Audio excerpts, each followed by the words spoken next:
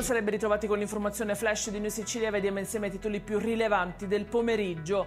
In apertura le politiche sociali con lo stanziamento da 1,4 milioni di euro da parte della regione siciliana. L'obiettivo è promuovere l'autonomia delle donne vittime di violenza attraverso interventi di sostegno abitativo, reinserimento lavorativo, servizi per l'accompagnamento nei percorsi di fuoriuscita dalla violenza e anche per iniziative volte all'informazione scolastica.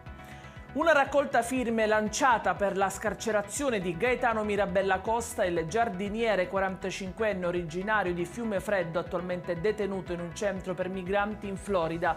Era stato denunciato per violenze dall'ex moglie americana e poi arrestato per aggressione e detenzione di stupefacenti. Dopo 6 mesi di carcere l'uomo sarebbe potuto tornare in libertà, ma l'avvocato dello Stato si è opposto, contestandogli la violazione della legge sull'immigrazione.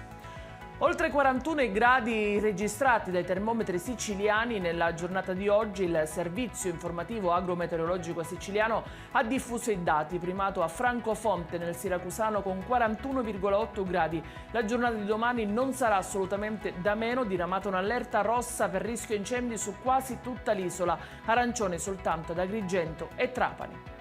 In chiusura allo sport, spostata a sabato 26 luglio l'amichevole tra Catania e Trodica Calcio prevista per mercoledì, invariata invece la sede dell'incontro.